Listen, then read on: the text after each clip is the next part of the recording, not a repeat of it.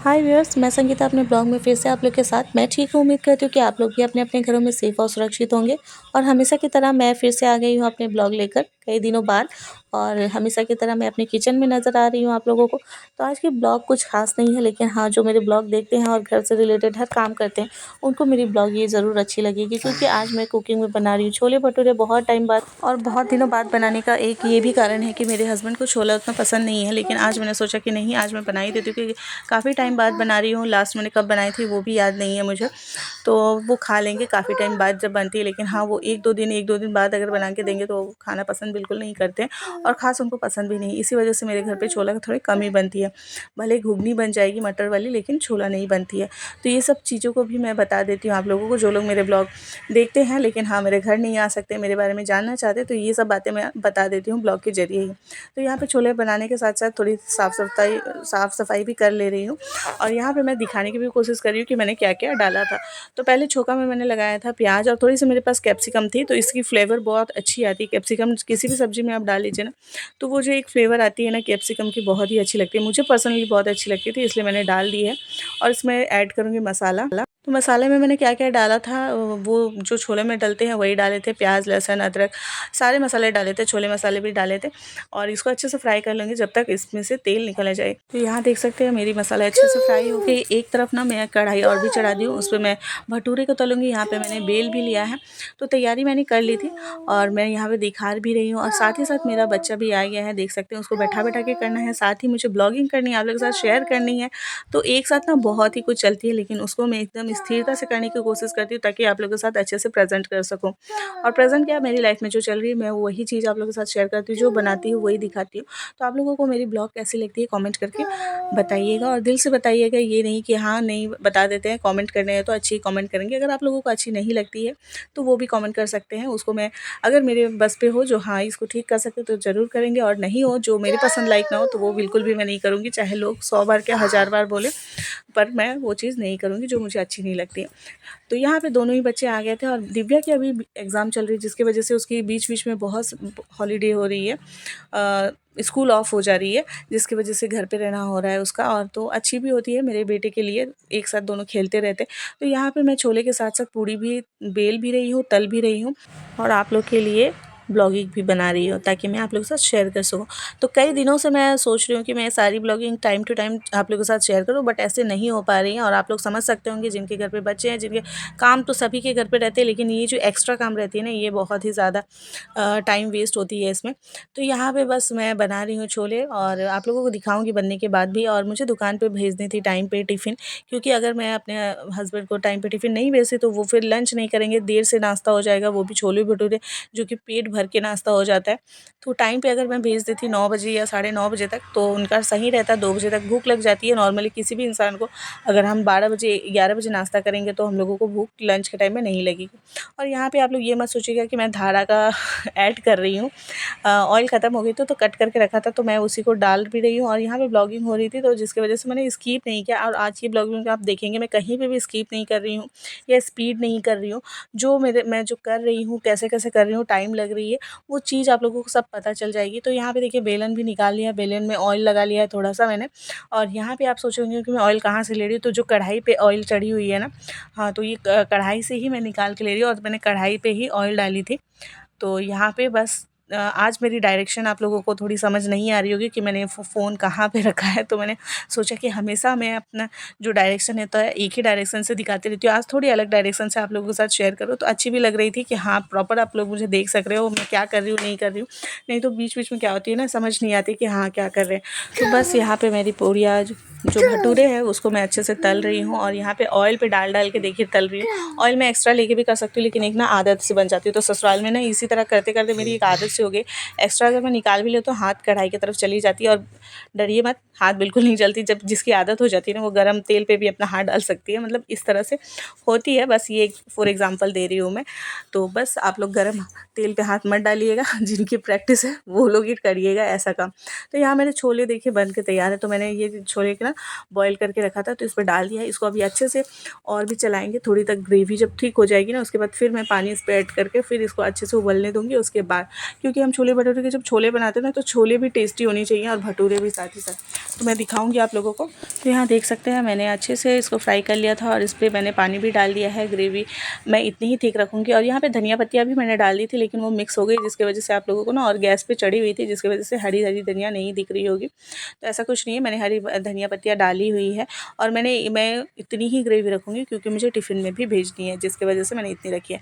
तो बहुत ही टेस्टी लाजवाब छोले बने थे और भटूरे तो मत ही पूछिए, भटूरे बहुत ही ज़्यादा अच्छी बनी थी। वो भी मैं दिखाऊंगी किस तरह से बनी हुई थी, आप लोगों को देखकर अच्छी लगेगी। तो यहाँ मैं हमेशा की तरह फटाफट से भटूरे तल रही हूँ, लेकिन हमेशा की तरह आप लोगों को फटाफट से तलते नहीं दिख रही होंगी क्योंकि आज मैं बहुत शांत मन से कुकिंग कर रही हूँ। क्योंकि बहुत टाइम से ना एकदम घर पे जैसे अशांत मन सा रहता है। मेरे हस्बैंड मतलब सब बच्चे बहुत जल्दीबाजी में रहते हैं। काम तो चलिए हर किसी के घर पे होती है, लेकिन हमारे घर पे कुछ जल्दी ही मतलब मन अशांत हुई रहती है। तो बस यहाँ पे पूड़ियाँ मैंने गोल गोल आप लोगों को दिखा दी, तल दिया। और भटूरे देखिए किस तरह से बनी हुई है, एकदम फूले फूले भटूरे। ये फर्स्ट मैंने डाली थी तो ऑयल थोड़ी ज़्यादा गर्म थी जिसकी वजह से मुझे इस तरह पलटनी पड़ी जल्दी, लेकिन बहुत ही अच्छी लाजवाब बनी थी भटूरे।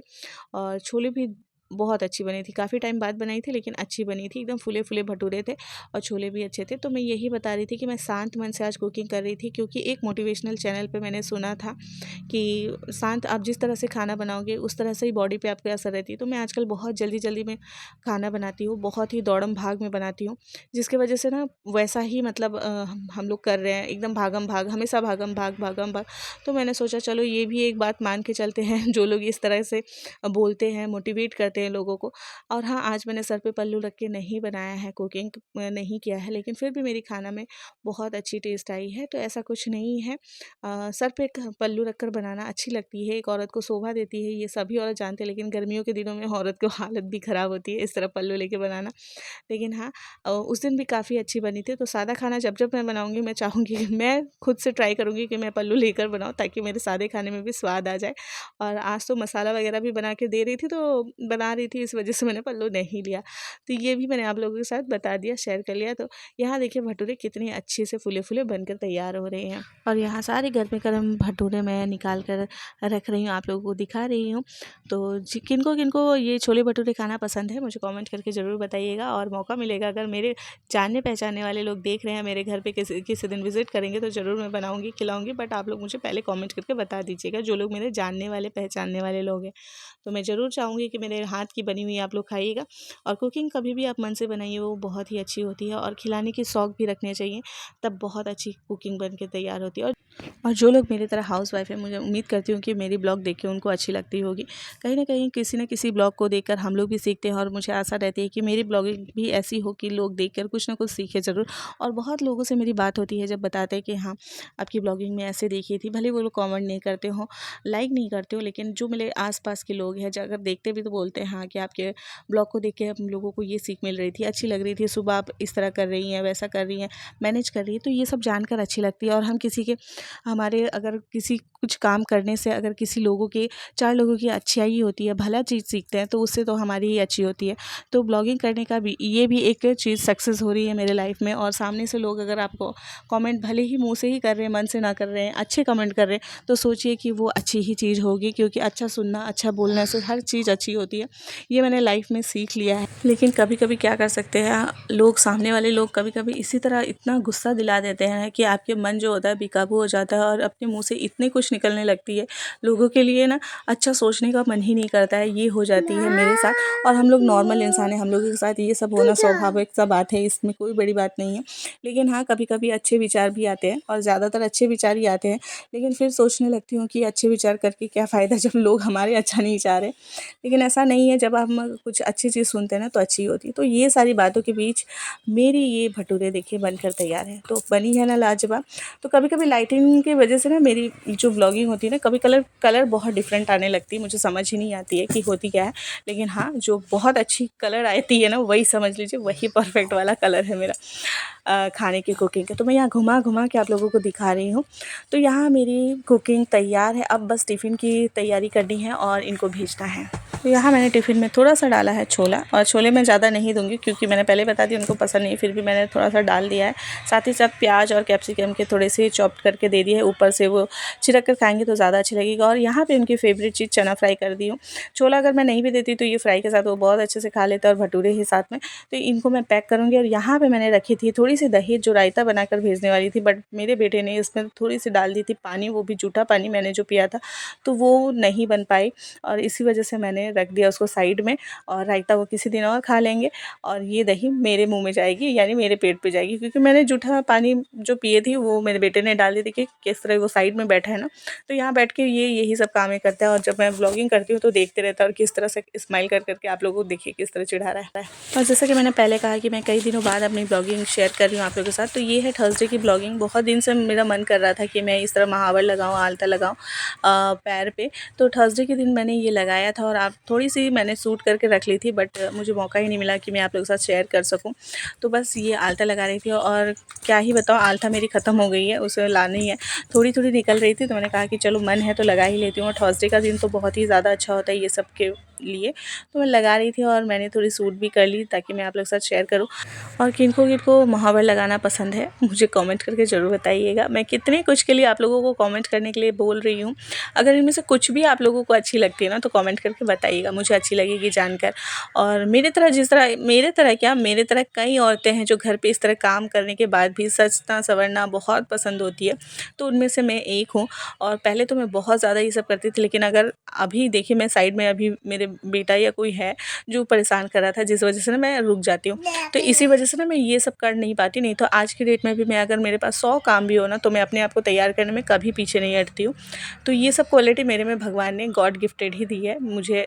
मैं अपनी तारीफ़ कर ही लेती हूँ इस ब्लॉग में भी खुद की। मैं संगीता अपने ब्लॉग में फिर से आप लोगों के साथ। मैं ठीक उम्मीद करती हूँ कि आप लोग भी अपने अपने घरों में सेफ और सुरक्षित होंगे। और यहाँ मेरा बेटा कर रहा है मुझे परेशान, क्योंकि आज अभी सुबह के मॉर्निंग के बज रहे हैं 10:30, और आज मैंने लंच ब्रेकफास्ट सब एक साथ बना लिया। रुको बेटा, नहीं कुछ कर रही हूँ, दिखा देती हूँ, ठीक है।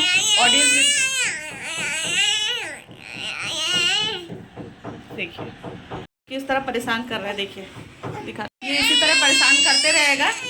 उसी बीच में आप लोगों को दिखाती हूँ आज मैंने ब्रेकफास्ट लंच सब में क्या बनाया है। और थोड़ा थोड़ा मैंने ले साइलेंट, और इसी सारी चीज़ों को मैंने ले लिया। और बेटा को यहाँ मैंने ले लिया है लंच, ब्रेकफास्ट विथ लंच। बेटा को चावल खिलाना है मुझे, तो मैं दिखाती हूँ आज मैं क्या क्या।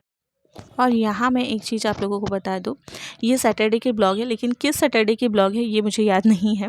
और यहाँ पे मैंने चावल सब्जी जितना है सब एक साथ बना लिया था, लंच और ब्रेकफास्ट। तो वही मैं आप लोगों के साथ दिखा रही थी कि मैंने टोमेटो टॉक बनाया है, आलू बीन की फ्राई किया है मैंने, आलू बीन को चना फ्राई किया है बॉईल करके मसाला डाल के, चावल दाल चपाती और चाउमीन भी बनाया था, जो कि मेरे हस्बैंड को मैंने टिफ़िन में पैक करके दे दिया। अगर ये ब्लॉग मैं पहले से ऐड कर चुकी हूँ, और अगर आप लोग देखे हैं तो कोई बात नहीं, फिर से दोबारा देख लीजिएगा।